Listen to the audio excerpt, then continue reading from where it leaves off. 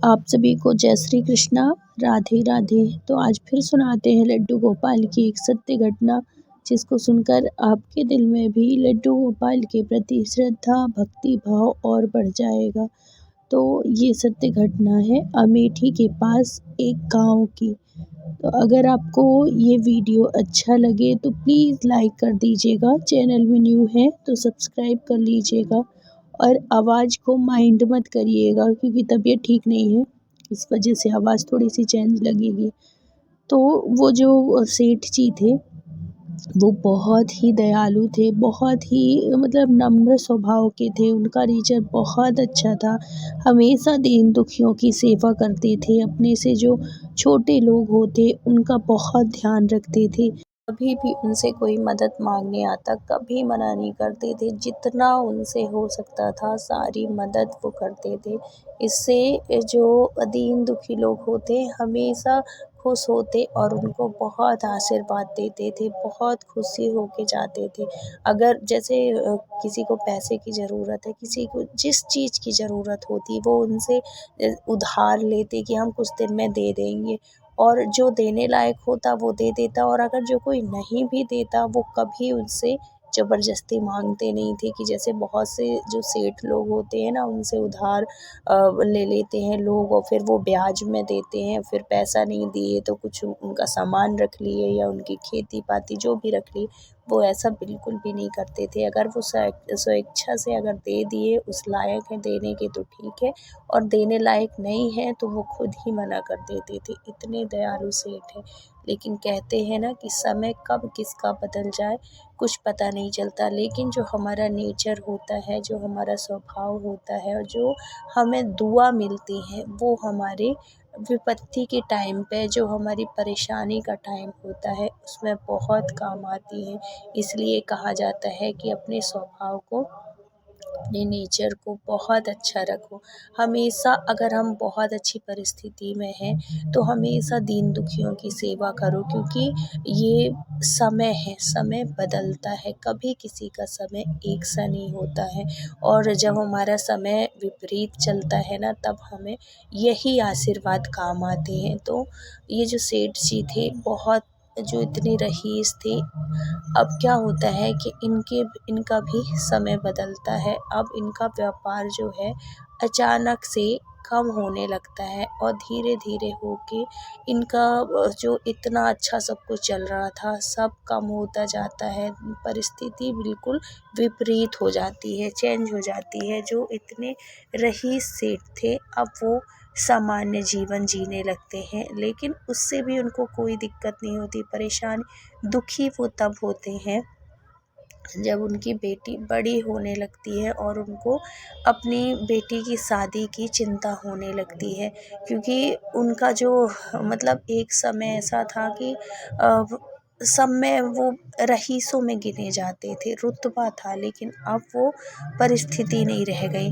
अब उनको लगे कि अगर मैं बड़े घर में शादी के लिए जाता हूँ तो उसके लिए दान दहेज चाहिए, पैसा चाहिए, क्योंकि बड़े घर में जाओगे तो हर चीज़ ध्यान में रखना पड़ेगा, उनका स्टेटस भी ध्यान रखना पड़ेगा। तो वो जाते नहीं थे उन लोगों के पास शादी के लिए, लेकिन मन ही मन उनको बड़ी चिंता रहती थी कि मैं अपनी बेटी की शादी कैसे करूँगा। और उनको ये भी लगता था कि अगर किसी ऐसे ही घर में दे दिया तो ये भी सही नहीं है, क्या पता उसका जीवन कैसा चलेगा।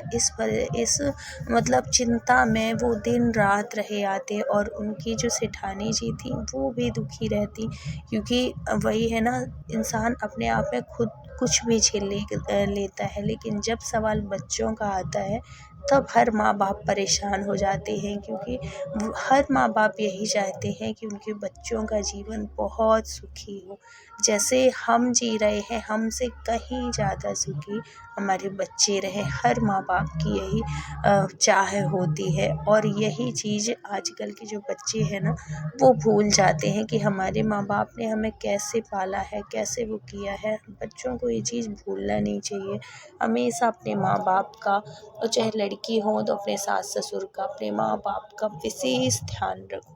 ज़रूरी नहीं कि अगर उनने एक शब्द अगर कुछ बोल दिया है तो आप उसका जवाब ही दो, क्यों देना है। वो जो कहते हैं अच्छे के लिए कहते हैं। तो इस बात का हमेशा ध्यान रखा करिए, क्योंकि बड़ों के आशीर्वाद में बहुत ताकत होती है। हमेशा ये कोशिश करिए कि हमारी वजह से कभी किसी का दिल ना दुखे, हम ऐसे काम करें कि हमारी वजह से कभी किसी का दिल ना दुखे, उनका मन उदास ना हो। क्योंकि जब हम कुछ ऐसे काम नहीं करेंगे ना, तो बड़ों की अपने आप आशीर्वाद निकलता है, अपने आप दुआ निकलती है। और ये सब चीज़ आशीर्वाद या दुआ मांगने से नहीं मिलती, ये तो हमारे कर्मों की वजह से मिलती है। हमारे कर्म ऐसे होते हैं कि अपने आप दुआ निकलती है बड़ों की। तो हमेशा इस बात का विशेष ध्यान रखना चाहिए सबको। अब क्या होता है कि ये शादी तो देख ही रहे थे, तो किसी ने बताया कि एक लड़का है जो कि पढ़ा लिखा है, और हो सकता है और मतलब ख़ानदानी रईस नहीं है, लेकिन लड़का पढ़ा लिखा है, तो ज़्यादा दहेज नहीं देना पड़ेगा। तो जो सेठ जी थे तो उनको तो चाहिए भी था ये ऐसे ही कि लड़का अच्छा हो। ख़ानदान का तो आप खैर छोड़ ही दो, क्योंकि ख़ानदान के बारे में तो ज़्यादा सोच ही नहीं सकते कि बहुत बड़े रईस के देना है, बहुत ख़ानदानी के देना है, क्योंकि उसके लिए तो उनको पूंजी चाहिए था, पैसे चाहिए था, जो कि अब सेठ जी के पास था नहीं। लेकिन भक्ति बहुत थी, सेठ जी को विश्वास था कि भगवान उसका कभी गलत नहीं होने देंगे। और यही विश्वास होना चाहिए हमको हमारे इष्ट के ऊपर, हमारे ईश्वर के ऊपर। कहते हैं ना कि विश्वास फलता है। आप अगर किसी भी काम को विश्वास के साथ करोगे, श्रद्धा निष्ठा के साथ करोगे, तो भगवान उस चीज़ को ज़रूर पूरी करते हैं। और अगर वो चीज़ पूरी नहीं भी हुई, हमारी अगर इच्छा पूरी नहीं भी हुई, तो उसमें उदास होने की भी ज़रूरत नहीं होती। कहते हैं कि जो चीज़ हमारे उसमें नहीं होती है, जो चीज़ भगवान करते हैं वो सब अच्छा करते हैं, ये सोच के भगवान की किए हुए उसमें मतलब वो होना चाहिए, खुश हो जाना चाहिए। तो ऐसे ही हुआ इनके साथ, सेठ जी के साथ। अब ये जहाँ पे शादी लगाने गए और लड़के वाले आए, इसको पसंद, लड़की तो थी ही बहुत सुंदर, पैसे दाम की जो भी बात थी सब कुछ हो गई। ये सेठ जी बहुत खुश हो गए, सेठ जी से ज़्यादा सेठानी जी खुश हो गई। लड़का बहुत अच्छा लगा, पढ़ा लिखा, सब कुछ। अब बात कहाँ पे बिगड़ गई, सेठ जी को मतलब मन ही मन इतने खुश थे, भगवान को धन्यवाद दे रहे थे, लेकिन वो जानती नहीं थे कि अभी तो और भी कुछ होना है। उनकी कृपा तो बहुत अपरंपार है, वो क्या कर दें, किसके साथ क्या कर रहे हैं, उनका खेल वो ही जाने। अब क्या होता है कि 2 दिन बाद वहाँ से फ़ोन आ जाता है। क्या होता है कि वहाँ से ये हो जाता है कि उस लड़के की शादी कहीं और जगह लग जाती है, जहाँ की मतलब लड़की मतलब बड़े ख़ानदान में, जहाँ बहुत ज़्यादा उसे दान दहेज जो भी था, इससे शादी कैंसिल हो जाती है। ये सुन के तो जो सेठानी जी थी, वो सुनते ही वो घबराहट में बेहोश हो जाती। मतलब एक तो बड़ी मुश्किल से शादी लगी, और दूसरे की जैसे तैसे शादी लगी, तो रिश्ता मना हो गया। इस चिंता में, वो घबराहट में, क्योंकि बीपी की पेशेंट थी ही, उनको चक्कर आ जाता है, वो गिर जाती हैं। थोड़ी देर बाद जब होश आती हैं, बहुत दुखी पूरा परिवार, ऐसा लगता है जैसे मातम में बदल गया हो। लेकिन सेठ जी समझाते हैं कि देखो, भगवान पर भरोसा रखो, जो होता है सब अच्छे के लिए होता है। हो सकता है कि हमारी बेटी को इससे अच्छे घर में जाना हो। तो सेठानी गुस्सा हो जाती है, कहती है जब भी तुम ऐसी बातें करते हो ना, तो मुझे गुस्सा आती है। हमेशा भगवान सब अच्छा करेंगे, भगवान सब अच्छा करेंगे, इतना अच्छा सब कुछ चल रहा था, भगवान अगर चाहते तो कब का अच्छा कर देते। इतना अच्छा बिजनेस था, धीमा पड़ गया, कहाँ से कहाँ हम पहुँच गए। जैसे तैसे शादी लगी, वो शादी भी कैंसिल हो गई, और अभी भी तुमको विश्वास है अपने भगवान के ऊपर कि भगवान सब अच्छा करेंगे। वो कह रहे, तो वो सेठ जी कहते हैं कि देखो, है ना अपने घर में लड्डू गोपाल, वो ही तो सब कुछ कर रहे हैं, वही तो मालिक है हमारे घर के।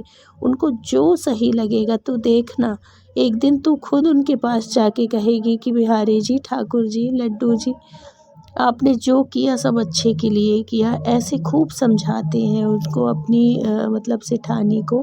और वो करती भी तो क्या करती है, मान जाती है। लड़की की भी खूब समझाती है कि माँ जो होता है सब लड़की के देखो माँ मतलब जो बच्चों के संस्कार है ना वो कहीं बाहर से नहीं आते, वो हमारे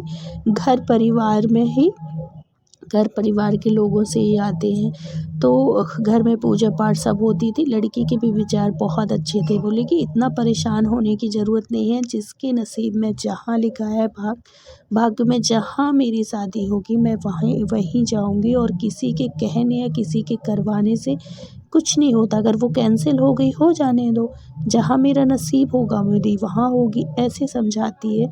और ये बात हकीकत है। कहते हैं ना, जन्म विवाह मरण गति होई, जहाँ जस लिखा तहाँ तस होई। ये जन्म विवाह और मृत्यु ये हमारे हाथ में नहीं होती, इंसानों के हाथ में नहीं होती, ये सिर्फ ऊपर वाले के हाथ में होता है। इसलिए इस चीज़ को लेके ना कभी चिंता नहीं करना चाहिए कि हमारे बच्चों की शादी कब होगी, कहाँ होगी, कैसे होगी। ये किसी के हाथ में नहीं है, ये सिर्फ ऊपर वाले के हाथ में। बल्कि अपने कर्म करो, अपने बच्चों को संस्कार अच्छे दो, जिससे कि वो जहाँ भी जाएं बहुत अच्छे से मैनेज कर लें। सब संस्कार इतने अच्छे रहें आपके बच्चों के अंदर कि वो मतलब कहते हैं ना, लड़कियां जहाँ जाती हैं वो 3 पुश्तों का भी नाम रोशन करती हैं, एक मायके, ननिहाल और अपने ससुराल का। ऐसे तो इसलिए संस्कार दो अपने बच्चों का, फिर तो भगवान है ही सबके सहारे, वो जो करते हैं सब अच्छा करते हैं। अब क्या होता है कि देखो लड्डू गोपाल की कृपा कैसे होती है। कुछ दिन के बाद वही जिसने शादी लगाई थी, मतलब इनके सेठ जी के जो दोस्त थे, वही एक और रिश्ता लेके आते हैं। कहते हैं कि एक बहुत बड़े सेठ जी हैं, उनके लड़के की 6 महीने पहले शादी हुई थी।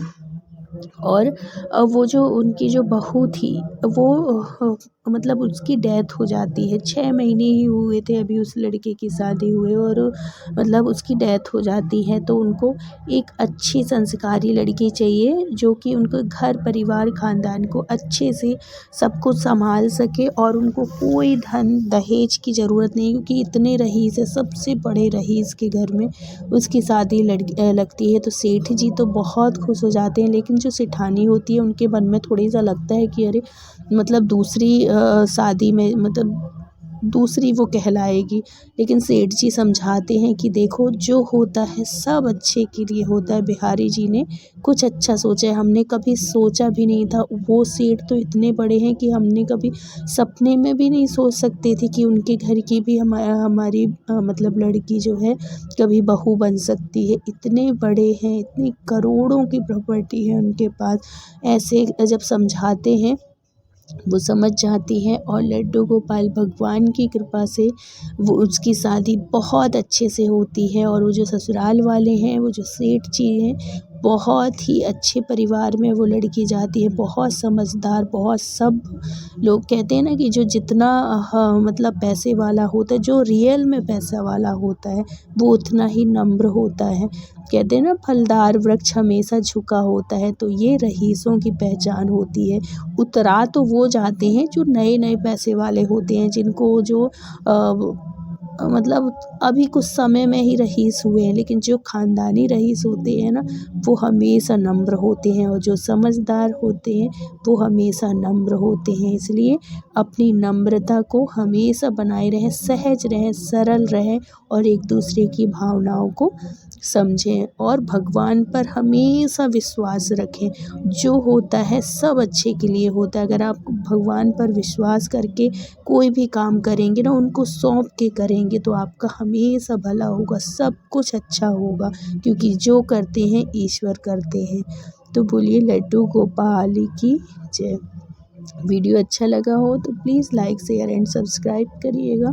मिलते हैं किसी नेक्स्ट सत्य घटना के साथ। जब तक अपना ख्याल रखिए, अपनों का ख्याल रखिए। Thank you so much full watch करने के लिए। राधे राधे।